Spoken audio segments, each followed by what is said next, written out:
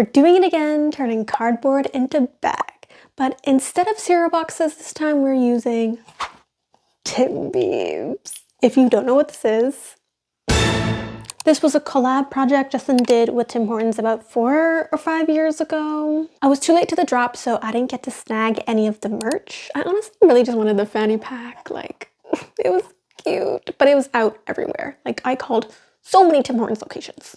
Anyways, I made a crossbody bag a while ago using the limited edition Wicked cereal boxes, and they turned out perfect. So I thought, why not make my own Tim Biebs collab bag with the Timbits box? Instead of this just collecting dust on my desk, let's turn it into something useful.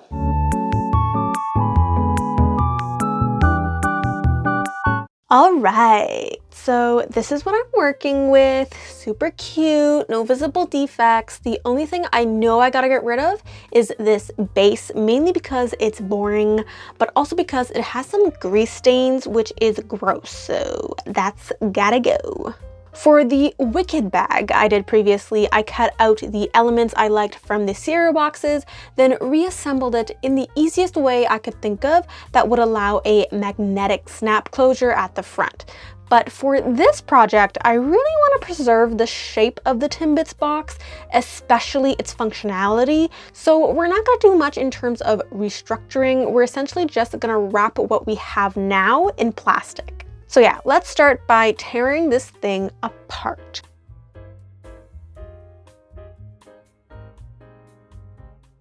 I don't think the plastic will bend very nicely with the cardboard, so everywhere there's a fold, we cut.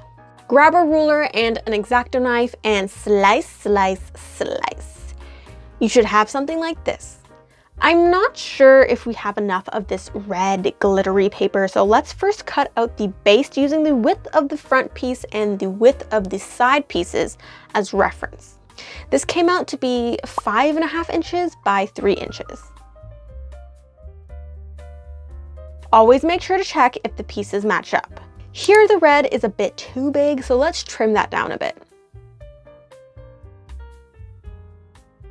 Perfect. So now we have a total of 11 pieces.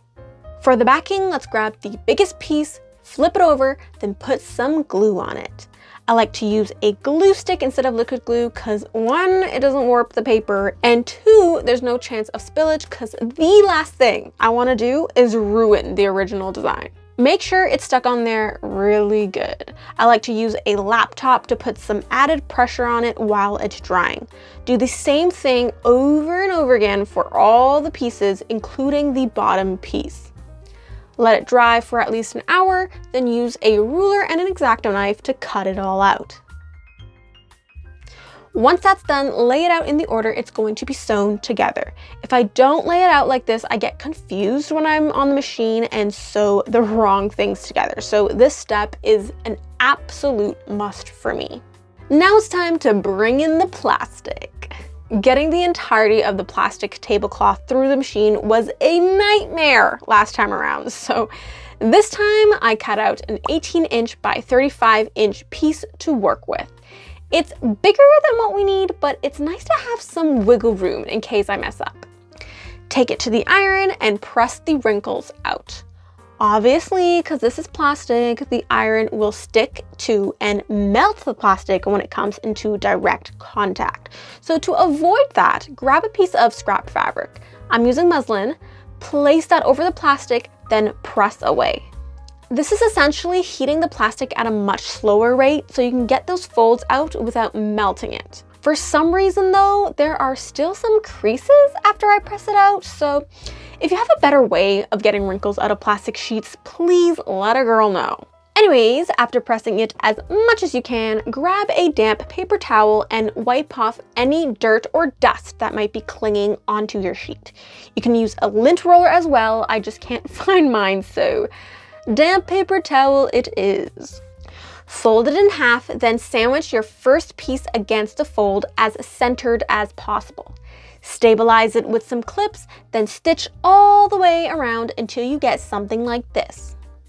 Sandwich in the next piece, then do the same thing, stitching all the way around.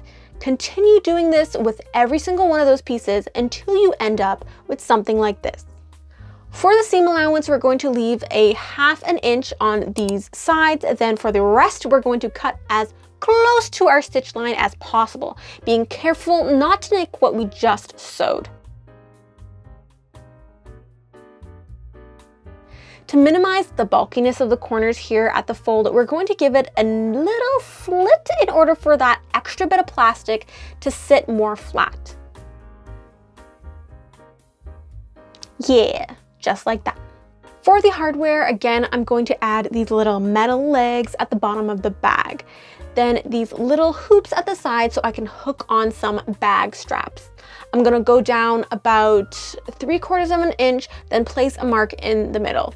Do the same on the other side. Then for the base, again, 3/4 inch in, marking out the 4 points. Then using a little punch tool, make some holes. It is in the middle of the night and I'm too chicken to venture into the garage to find a hammer, so I will be using a bottle of lotion instead. It honestly worked very well, so 10 out of 10 recommend being lazy and just using whatever is around you. Anyways, these holes are optional, but I find it much easier to install the hardware when there is a predetermined place for it to go. All the pieces I have are twist-ons, so they're super easy to install. Just jab it through, then twist. And voila!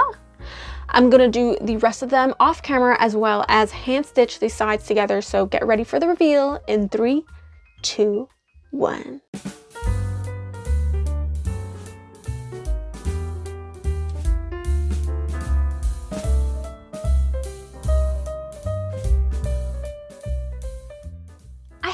Goes without saying, but this turned out perfect, exactly as I wanted.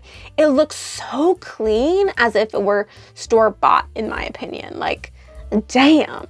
And I really like that I chose to use the red thread. I think it makes it pop even more, like in comparison to if I used black thread or white thread, you know? I also love that I stayed true to the functionality of the box. I was contemplating using a magnet closure instead at the top, but the iconic Timbits silhouette would be lost. So yeah, I'm happy I chose to keep the original shape. The only downside to this bag is that it doesn't fit my phone. Like, hello? Not even diagonally. Oh well. It's still cute. I'm still absolutely in love with this build. I've gotten an insane amount of compliments with this from strangers, so I definitely give this a 10 out of 10 rating. And that's it. That's all I got for you this week. Don't forget to like, comment, subscribe. Subscribe for more upcycling ideas, and I'll see you in the next one. Bye.